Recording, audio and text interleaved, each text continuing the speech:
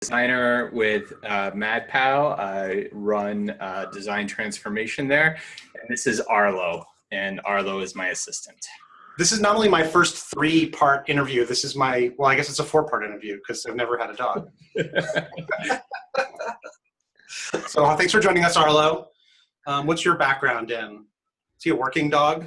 No, he's a bothering dog. He's a not working dog. I will do anything to keep you from working dog. Yeah, that's awesome. I imagine if he's with you, he will be quieter than if he was trying to sit in the corner. That's absolutely. why he is here right now. Let's actually not talk about critique at all. Let's talk about dogs the whole time. That's my. For me. There we go. And Aaron, can you tell us a little bit about yourself? Sure. I am Aaron Irizarry. I'm a design director at Capital One, working in the commercial bank on actually starting to take up some digital transformation as well as tooling across teams in a horizontal thing of design systems, tools that our teams could use. Yeah. I don't have an animal with me, so instead this is my cat Yarko. Oh, wait, that's an actual cat? That's not like a cartoon drawing of a cat? No, that is my cat Rocco, and you could equate him to a cartoon because he is quite the character, and he's very animated and almost uncat-like in that he's very, very cool. Yeah, I know what you mean.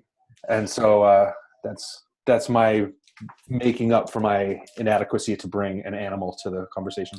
There's not a competition, and if it was, Adam would be winning. So that's why it's not Clearly. a competition. Yeah. So you guys wrote this book, discussing design, and I really want to know, I actually am curious about how the conversation about this book started and how, because it seems like that's a really interesting story. You're just two guys, you're obviously friends.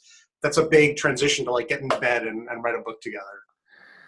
Well, I'll start and let Adam chime in here, but if we're going to take that and continue the way you've kind of introduced that, our relationship began where most I think great relationships began, and that's on the internet. We kind of Did you guys meet a match? That's amazing. We had a matchmaker. Yeah, we did have a matchmaker, Whitney Hess, and there was no Tinder for authors at that time, so we could not swipe left or right to figure out if this was going to work or not. Yeah. But we trusted our gut. Adam and I kind of knew each other through design community stuff and some different chats on Skype when that was a thing. And when we had kind of been talking about this content in varying contexts with our common friend Whitney Hess, and she kind of was like, "Cool, thanks for continuing to chat my ear off. Why don't the two of you actually talk to each other for a bit?" And that went from dude, yeah, let's write a blog post to, dude, we're submitting this to the 2011 IA Summit, to, okay, here goes a giant snowball, and we're both tangled in it, and it just kept going. It's really interesting. Yeah, the first time we met face-to-face was IA Summit. That was... Wait, when you were already doing a presentation about this stuff? Yes. Yeah. Wow. Yeah, so we had never met face-to-face. We had shared friendships, and Whitney was like, "Stop bugging me, do something." We were like, "Okay, well, we'll throw something into the IA Summit ring." Got accepted, and there we were. That's amazing.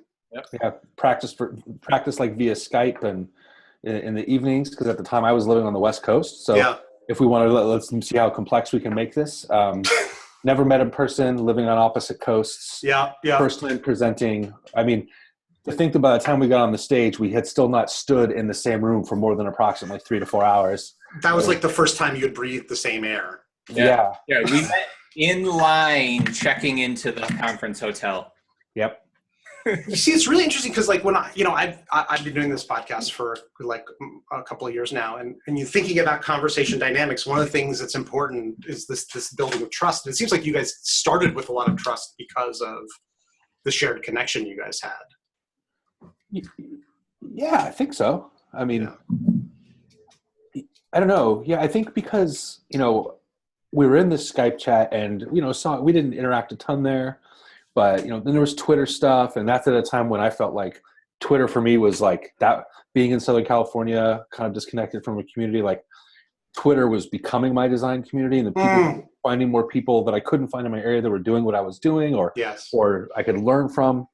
And then when you have common friends that are like, you two should talk about this, if they're willing to connect you, either they're sadistic and they want to see Yeah. something happen. Let's watch this train wreck, or they have great intent and they really are onto something. So I think it gave us that kind of like, you know what, this could be something really cool. Yeah. And I think the more we talked, and then we started talking about other common things we enjoyed, art, music, you know, barbecue. I think barbecue was pretty instrumental.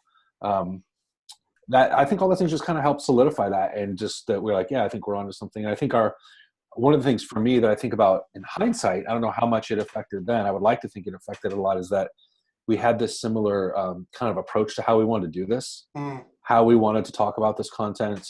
Was just like to be conversational, to be open about something that actually is, you know, not a lot of people talk about, but then it's also not that always that fun or easy to talk about either, when you talk about feedback and change and criticism and what that means and how it's being used and what people's experience with it has been. So I don't know, Adam, anything there, Adam, where I'm off, or you have additional thoughts? I think I just realized, I never really realized how similar the situations we were from a kind of a community standpoint, you being in Temecula where you were and me being in Western Mass. Like, in both areas, there isn't like a huge local community, like design community there to be right.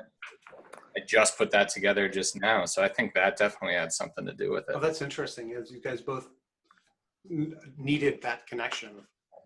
Yeah. So here's the other question I'm wondering, is that like, why do you think critique was important to you guys at the time? Why was it something that was a bug in your brain?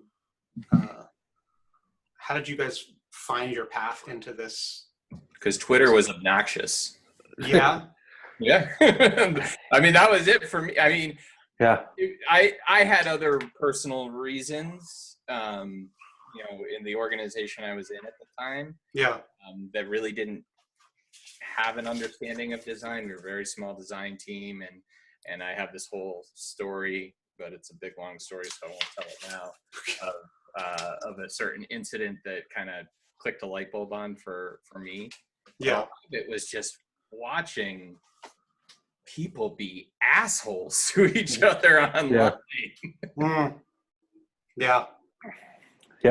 I think it's similar. I mean, I'll say, like, for me, I was thinking about this because, especially, like, you know, being at the time in that years between 2008 and 2010 and 11, you know, being in Temecula, I could drive 40 minutes down to San Diego or an hour and a half to Los Angeles. Yes. For work, community, and all these things. I didn't really want to do it for work as much as I could because it was just so far and it ate up so much of my time commuting on California highways.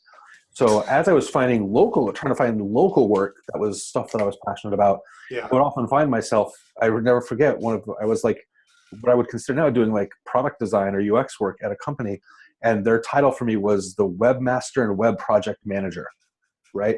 And this was like 2008-ish or something like that, right? And it was like, these people have no damn clue. And it's not a bad thing. I think if they could have a clue, they would take that clue and act on it, but they just don't. And so, you know, getting any useful information out of these people was just a wash. You know, Adam and I always use examples of like the weird feedback we get and things you hear. Yeah. And I just heard like the weirdest stuff, or, you know, just even if it wasn't weird, it was kind of like, I just don't think that works. Yeah. It's like, great. Now, what am I going to do with that? Okay, I don't think that works. Let's have another meeting on Friday, and you come back with what does work. And I'm like, great, but like, how do I unpack I don't think that works and do something actionable with it, right? Right. And then it got compounded. And I'll be honest, like the tipping point for me, and you can cut this from the podcast if you want, was actually when Robert Hochman lit up Whitney Hess in an article, and I kind of challenged him because he said some very harsh and rude things. Like, dude, is that okay for the community? And his response was, well, I was just giving feedback. And it could have been anything, but it was that response in that scenario to me that said, like, okay, maybe technically you are giving feedback, but is it helpful? Is it useful? And to me, it seems very self-centered to promote yourself and your point of view. So is it actually of any value? Because it may not even be valuable to you because you're looking like an asshole. Yeah, right? Yeah. Right? Even in the most selfish tense. And so that's when I really started thinking about the intent of feedback and critique, and like why that's a thing. Like, why is that important? Why is that the foundation? And that doesn't just go for a scenario like that where someone's giving feedback, but also like when someone's asking for it. Yes. Why am I asking for this critique? And I used to always joking say, I still do something like, look, if you just need a hug, just totally ask. I'm down. We'll high five it. We'll hug it.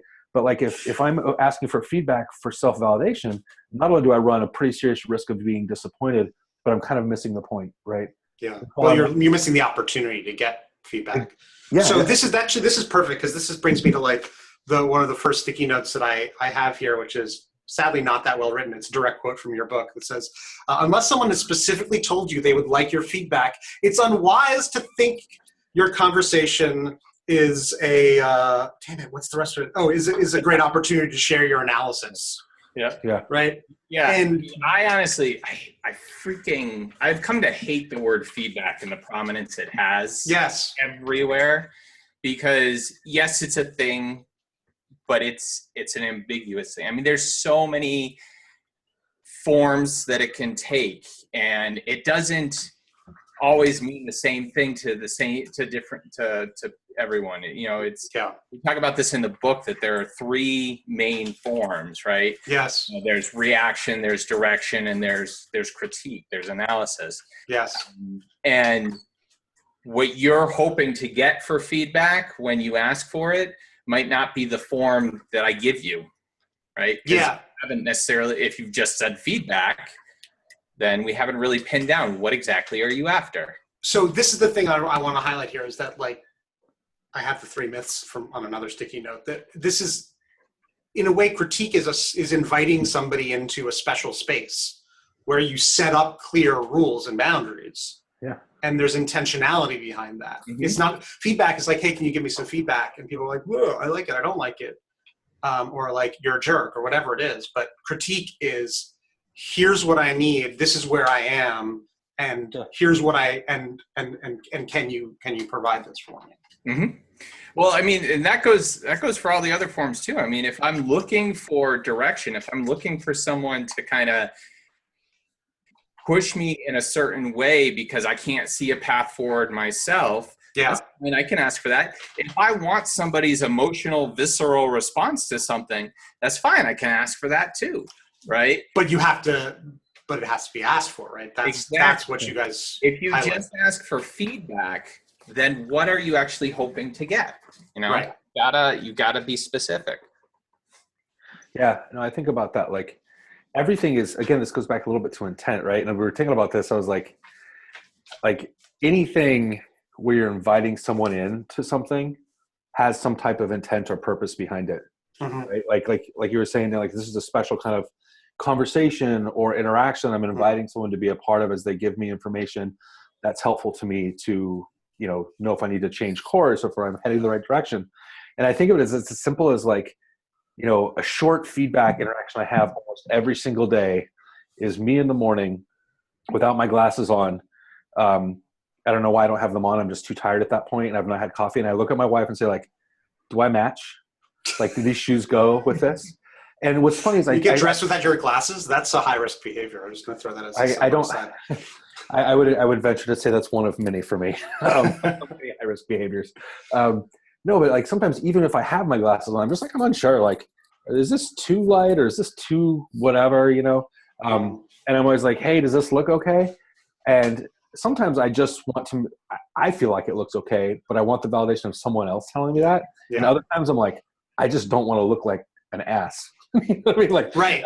Like I will come into work, someone will be like, wow, dude, did you get dressed in the dark? And I'd be like, well, actually, I kind of did without my glasses. And my wife wasn't there to course correct me. So it's a simple, it depends. Sometimes, and even if you want to feel good about work, I think that's an honest intent, right? To ask someone like, hey, what do you think of this? Because you're really excited about it. Yeah. I think it's also important to set the expectation that they may not like it. And that's not a strong source of validation. Or you may not get anything useful from that interaction other than like high five, I've just gotten to that habit. When someone asks me like, hey, can you give me some feedback on this? I'm like, sure. What kind of feedback are you looking for specifically? Yeah. Like, what is it? Or else I could say so much shit that's not useful to them. Yeah. And I just wasted their time. Well, so here's the thing that's funny, because I have here's the three myths here. Because this is really interesting. I imagine that, like, this is, the three myths you guys identified in your book is critique is just fancy feedback. Right. Just do it. Don't talk about it.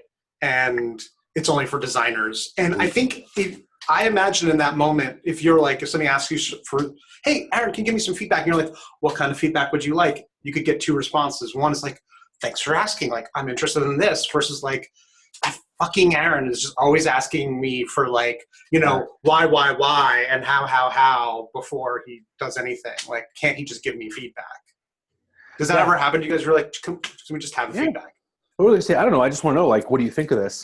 I'm like, cool. What I'm going to tell you is, and then again, and that's actually a way I'm totally fine being an asshole, is if someone thinks like I ask why too much or I'm too interested in something, that's great, because there's a good portion of my life where I walk around very disinterested in things. And yes. So this is, their frustration is a healthy practice for me. But I think that there's that idea of like, cool. What do you think of this? Cool. What I'm going to, like, just to preface this, my feedback is going to be like, just based on what I see right now, because I don't have any context. Yeah.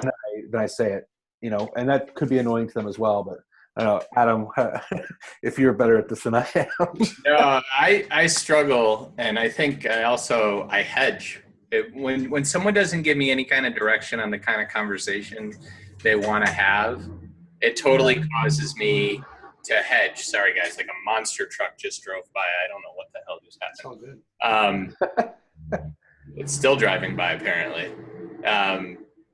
I will preface everything, or I will end everything with saying, this is just my perspective. I would approach it this way, or I'm thinking about that. Like, I always put it in like, this is just, you asked for my feedback. Right. So here's my feedback. This is just me. Right. And that's all I have to go on. Right. I'm not your stakeholder. I'm not your customer. Like, I'm not your internal or external stakeholder. Yeah. These are all things to clarify. Yeah. It's really interesting this idea. Oh, sorry. Go ahead. Well, I was going to say, you ask about when we ask people like, what were you trying to do, or why did you do it, this way, or what, why this decision and not that decision. I often found that the best critiques, I never actually give any real feedback. It's just asking questions and pushing the designer or whoever's asking me for the feedback to think about these things that they may or may not have thought of. I may ask it and it suddenly gives something a different frame for them. Yeah. And so I've had people walk away from conversations being like, thank you, this was awesome. And I'd be like, I didn't tell you anything. Just a few questions. Yeah. That's very interesting. Was there a follow-up on that, Aaron? Sorry. Oh, no, sorry. Well, so Adam, I actually wanted to ask a follow-up with you, because I got the sense in the book that like building a culture of critique was something that was of interest to you. Mm-hmm. And that's some of the work that you guys do at Matt Powell. And designing culture and getting a new language into an organization is like not a trivial matter at all. Oh, God. No. So can we just unpack them? That's not a question. That's like, so what's up with that? Yeah, well, I think it's a noble cause. I think culturally inside organizations and just socially in general, we could be better at having those kinds of conversations. Yeah. When it comes to designing it, I think it's about looking for practical ways to inject it into the conversations that are already taking place. So a lot of it it's not about forcing it. I've struggled a lot with a lot of transformation efforts that are really like, you guys are going in this direction, and now we're going to go in a completely different one. And everybody's got like whiplash and nothing transitions smoothly at all. You start seeing what you see people leave in droves, and everybody's like, oh, that's par for the course. And there's a part of me that thinks that's oh, right. Because all transformations means that like you have to lose 30% of your people. Right. So to me, that's just the way it is. We're just gonna piss people off and see what happens. Like, I don't know. For me, I think a lot of change has to come from a certain internal motivation, intrinsic motivation, or at least worthwhile change, I feel like does. Yeah. And so Aaron, I know you've gone through this too. A lot of it just comes through introducing the concepts and the logic behind it. Yes. Because when we put critique out there and we talk about what it really is and what it really means to have this conversation, nobody's like, that's freaking absurd. Why would I ever do that? Everybody's like, makes total sense. Of course we want to talk about those kinds of things. Sure. So once you've got kind of that alignment, then it comes down to, okay, so now how do we do that? And when we bump into the people who aren't doing that, what kind of skills can we bring to the table to help just kind of shift them closer to that? Sometimes we need to get explicit and we'll do additional training with those people. Sometimes it's really just about facilitating differently. So it's really, I'm very intrigued by in the concept of behavior change, or in behavior change, the concept of nudges. And so that's a lot of what I lean on for these kinds of things. Yeah, my first degree is in physics, and there's always this idea of like, if something's going in this path, it takes a lot of force to make it go here. But if it's much easier to just give them a push and just set them on a new trajectory. But here's my follow up on that. I feel like without new rituals or containers or patterns in the culture, people are just where are they going to, I think the idea that somehow people are going to take this training and suddenly use it day to day, I don't know if it's going to have a big enough impact unless they redesign their meetings or their training is never enough on its own. Training, like so many of the efforts I've seen, even the ones I've been a part of where it starts and stops with training, it falls apart. There has to be a motivation and an effort on the group's part to say, here's how we want to apply this. Here are the new rituals we're going to bring in, or here's the way we're going to change the things we're doing. If I, as a consultant, go in and say, stop doing this and start doing that, I'm an asshole. I'm going to piss somebody off and I'm going to lose my credibility. But if I can work with them and help them see where they have opportunities, where they have challenges, and they can start to figure out, where they want to do things a little bit differently. And then I stay on just to coach and nudge and kind of help them attain that. That's far more effective, I've found. Yeah.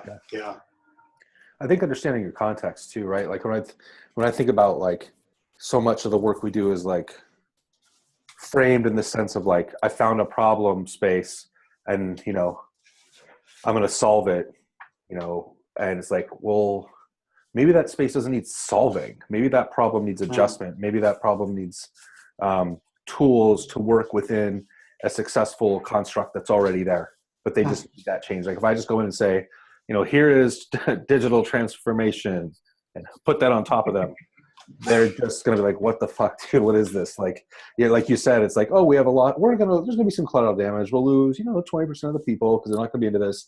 And then after, like, yeah, you're going to piss off these stakeholders, but you know what? Hey, they were resistant to change. But the reality is like, we didn't present change in a palatable way. No, like we didn't say, I really understand the spaces in which you're working, and I want to help facilitate, ask questions, like Adam said, nudge you towards working in ways that work in your context. Now, there's some things that might have to take maybe a stark change here or there, but a lot of it is slower moving and incremental. And looking at incremental change in the way that you can build on it is like so much easier in the long run.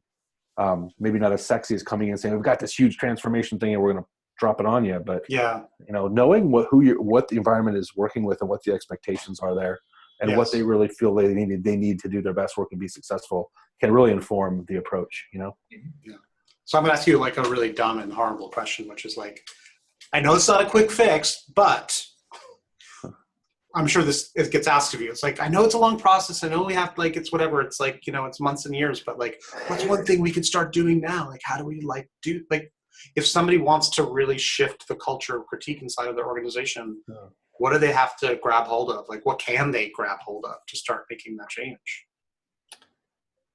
Well, I think one thing is asking more questions. We talk a lot about laddering the 5 whys, although don't be an asshole 5 times. Can you talk a little bit like why how do I know how many whys should I go before I just like monitor the blood pressure of the people I'm talking to? It's like being able to read expressions. Oh yeah, that's a good skill. That's a good place to start. But also just like don't just ask why. Like use active listening and dig in a little bit deeper, but don't just say why. Like if you've had a kid or been a kid, you've done that to a parent or you've had that done to you. You know how much that you off. And just asking why puts everything on the other person. Exactly. Whereas like a little active listening kind of like I think of it as like Judah. It's like it absorbs some of the energy. Oh, so I'm hearing you say this, like, is that right? Like, or is it this other thing? Yeah. I mean, I've always found in the different workshops that Aaron and I have done at different conferences, sometimes we'll get people who come in primarily with a research background or are still in a research role, and they make the best critics in these conversations because when they're asking questions, they've got that interview moderation hat. They can't turn that off. So they're probing and they're getting in a little deeper, and those ones have been some of the strongest ones I've watched.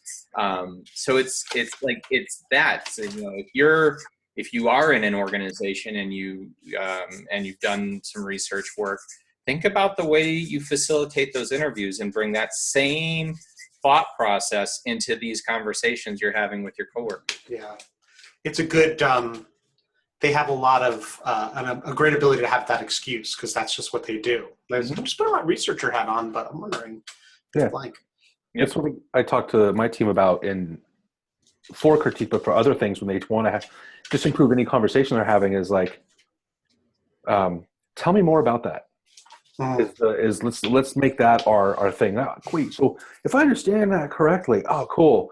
And I think that's a great. Also, this is an area where admitting to not know something or is a positive, right? Like, you know what? I'm not sure I understand this. Like, I know you probably know so much more of this. So can you explain this some more to me? And kind of not totally self-deprecating, but in that way where you're saying like, hey, like I really have respect for what you're going to come back at me with in how I say this. Something I've been really learning about with this too is stating intent. Yes. Stating intent is so huge. Like, look, I might ask you a few questions about this, but I just really want to understand your perspective. Yes. So if it's annoying, I apologize, or, kind of trying to lighten it that way, I think helps that conversation. Being really clear on your goals. Yeah.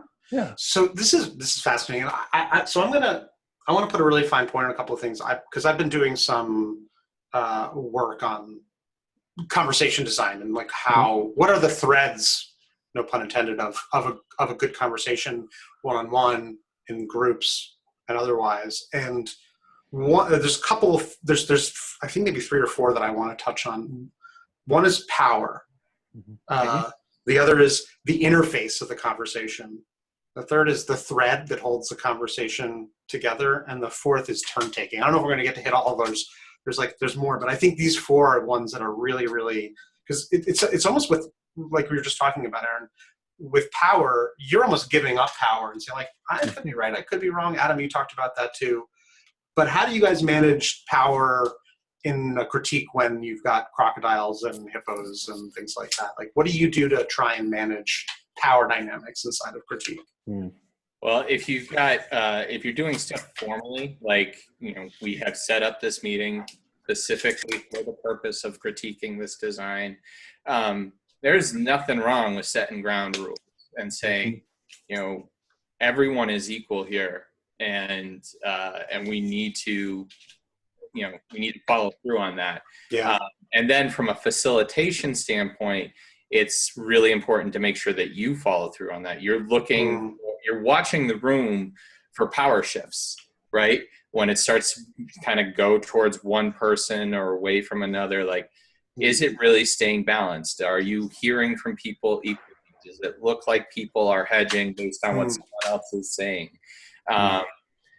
I have the benefit of doing this as a consultant, but to be honest, I did the same damn thing when I was in-house.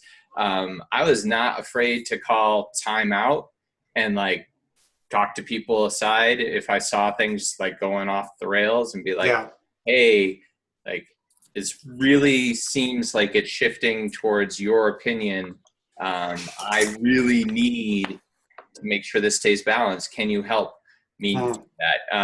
That's another trick I've learned is, especially with stakeholders, it's a mixed bag, but I very often found that stakeholders are aware of that shift in power and are aware of some of the challenges it can cause, and will be willing to try to help you balance that if you would address it directly with them. It's a really special leader who wants to give up their power, I think. I'm finding it more and more, or maybe it's just that I'm finding hoarders of power less and less these days. I don't know. It could be a shift. It just could be the nature of the work that I'm doing and the people I'm working with. But more and more, I'm finding recognition of kind of the weird power dynamics that hierarchy brings with it. And people wanting to, at least on the face of it, try to counteract that. Right. So I'm going to point out, by the way, like we are three white dudes. In the conversation OS that I've been, sometimes I put gender along with power because it's, guys sometimes like to talk more in certain cultures, ours being one of them. I actually taught a design thinking workshop in Kuwait, and the ladies are much more vociferous. The guys are super quiet. I was kind of like, oh, this is different. I like this. Yeah. That's obviously something I imagine you guys see in cultures as well when you're trying to shift stuff. Yeah, I think intentionality works there too. Just going in, trying to understand, if you can ahead of time, preparation and during, what type of biases can be showing up, right? And just, sometimes it's someone's over talking in something, and it's just because they're way extroverted and like vocal thinkers, and they're not meaning to step over everybody. And so that's the thing. What I try to do is use like calling on people to get voices going. Oftentimes when I'm facilitating a session, I'll ask like, hey, Amy, why don't you kick this off? Like, what's your thoughts first, and get that thing started. And just being aware, like looking for like, hey, you know what? Like I'm seeing that, mostly leadership is talking, or mostly dudes are running their mouth, or this other person, anything there that is limiting a diverse interaction, perspective, lens. Try to note and call upon without explicitly doing so. What I mean? Yeah. Sorry, go ahead. I was going to say, the other thing is just kind of not running into the same wall repeatedly if you can help it. So if you know that certain people are, there are certain balances of power or imbalances of power that are within the group of people that you're working with, you might not critique with all those people at the same time. You might divvy people up. I've had one-on-one critiques with people who were extremely problematic prior to a group critique, and had that work well, because sometimes it gets that person to behave differently in the group setting. Sometimes it decides not to be a part of the group setting because we've already had the conversation.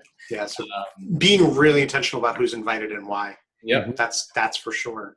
So I'm wondering, because turn taking is definitely something that I'm very sensitive to as a facilitator, and calling out directly, being a guide and directing people versus like, okay, everyone talk in a circle versus everybody talks when they want to talk. It sounds like you guys are pretty sensitive to turn taking in these sorts of processes. We're sensitive to it, but we're not like wedded to it about it. We like round robin to help kick things off, to close things out. But it's interesting to me that we're talking about all this in the context of a conversation, right? And conversations have a natural and an organicness to them. That's important to critique. That's important to the development of kind of the language and the vocabulary and the shared understanding. that comes from these conversations. So you wanna make sure that that people are talking, that people are getting the chance to share their perspective, but you don't want to force it so much that you lose the natural side of things as well.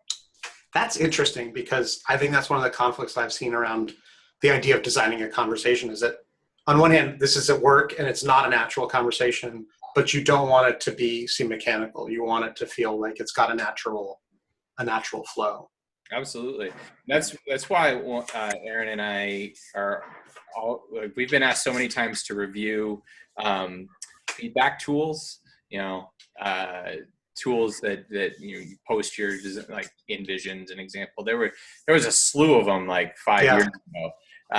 And we never did. Like Aaron and I declined every request to review any of them, because for us, critique, for it to work well, it's got to be a dialogue. It's got to be a conversation. And posting things asynchronously never gets you that level of information, never gets to that conversational aspect. Yeah.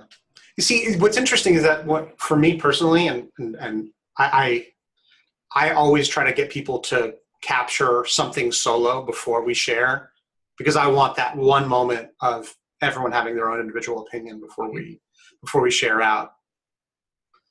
But I could see how the interface of the conversation takes away the naturalness. It takes away the humanity for you guys. I mean, you guys talk a little bit about this, and this is something I want to, there's a quote here actually, that email isn't a great conduit for anything resembling real-time conversation. It isn't designed to work that way. But you guys do work with people who are remote. Mm-hmm. How do you manage critique in these asynchronous settings? I think this again is I feel like every time I say, well, it depends on the context, that's just a more complicated way of me saying it depends, which it really is. But sure. I think that, and Adam mentioned something like InVision, people are really trying to provide us tools to accommodate for remote settings and varying circumstances that we don't always have control over as far as the structure of our teams and how we work. So I think it's like finding the right mix. And if you keep the goal, or if I, speaking just for myself, if I keep the goal of keeping a conversation natural and human, I can take that lens into using a tool like that. Now, we may be all sharing the screen from InVision, right, remotely, but I may be using the commenting feature to capture people's feedback tied to specific things. So they can see it and validate that that's how I'm understanding their feedback and that's what they're trying to communicate. So it's not like those tools are necessarily bad, but when it's this idea of like, I'm going to throw this sandwich I made over the wall, you throw me a letter back that says whether you thought it tastes good or not. Like, that doesn't lead to conversations. That doesn't lead to I don't think that leads to productive outcomes. But if we can center around a tool like that and say like, hey, we're going to use this in this way, and we're going to capture the feedback tied to the screen here that we're looking at using it. It's visual recording of notes, which is really, Adam and I both are big advocates of doing things in the open so everyone can see and make sure we have shared meaning and context. It's also there and stored, and you're doing all that at once. You're killing two birds with one stone.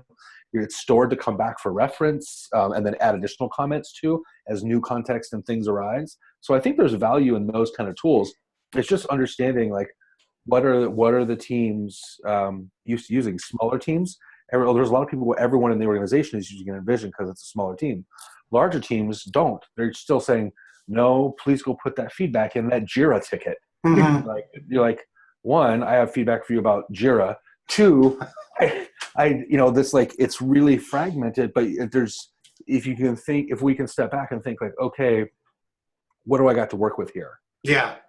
How can I bend these tools or use them in certain ways to get closer to the goal I have? Because it's the idealism will be our biggest enemy if we only are just thinking critique should only be done X, Y, Z. Sure. Give ourselves some room to wiggle, You got to work in the real world. Yeah.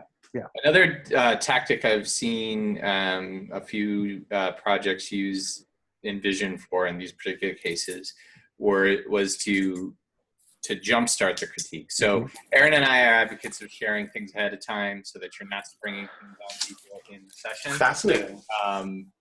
So sharing out something like in InVision and saying, okay, you can can place your comments in here, and then when we actually get together to discuss, that way, to your point, Dan, that they've had a chance to get out of their brain before the bigger conversation has taken place. Yeah. And then as the critique kind of unfolds, revisiting those things in the appropriate time. I've seen that. I've seen a couple projects use it that way, and it's seemed to go fairly well. So I want to pick up a thread, no pun intended. Aaron, you were talking about how conversations can become fragmented or fractured, and you talked about like you want it to feel like a normal conversation. And normal conversations have like there's a thread, like I talk, you talk, and we build, and it grows. And I'm sure you've had the experience. I had this recently. I went to Philly and I saw a friend. She was like my best friend in junior high school, and I hadn't seen her in 20 years. And I was like, come here! Like, there's no time. That thread is easy to pick up. In work, it's much harder to like actually have that coherence. And some of these tools are one way to do it. It sounds like another way is you guys stepping back and saying, here's how it's going to work. Here's the narrative structure for how we want critique to be. Like, what do you guys do to try and hold that thread of critique, not just in one session, but from session to session? Well, one thing is focusing your conversations on specific things about the design. So specific objectives, specific parts of the interface, specific audiences, whatever it is. Focusing on different ones at different times so that you can contain those threads. And when somebody starts to kind of move to a new thread, you can point out, okay, we're shifting here. Either we're going to talk about that at another time, or maybe read the room and decide, okay, this whatever we're shifting to, it seems to be because everybody's energy is going that way, so we should put a pin in the conversation, the thread we're having now, and move to that one. So understanding all the various threads that can come up in a critique, because if you're just like, boom, here's the design, let's talk about it.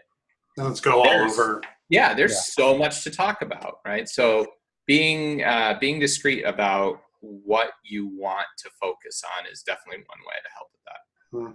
Yeah, setting goals for the critique, setting shared expectations about what this conversation is supposed to be. Reminding folks of those things, starting the meeting by sharing, hey, our goals for this session are to look at these things. This is the type of feedback we might be looking for. This is how we want the conversation to go. Following up after a session and reminding folks, thanking them, reminding them ahead of time, like Adam said, don't just send out the work and like, hey, here's what we're going to review, because what you've done then is invited yourself to receive a lot of email. Yeah. But instead say like, hey, we're going to review this work and here's kind of what we're trying to accomplish, like set them up, prepare them, give people context. Because when we don't, we put them in a position to only have a gut reaction type of feedback, which isn't always productive in the. Yeah. I don't know, man, that sounds like a lot of work. Just saying. Well, sometimes I always say that sometimes the work is so hard, they actually pay us to do it. So. Well, so but that my question for that is like, does this have to be?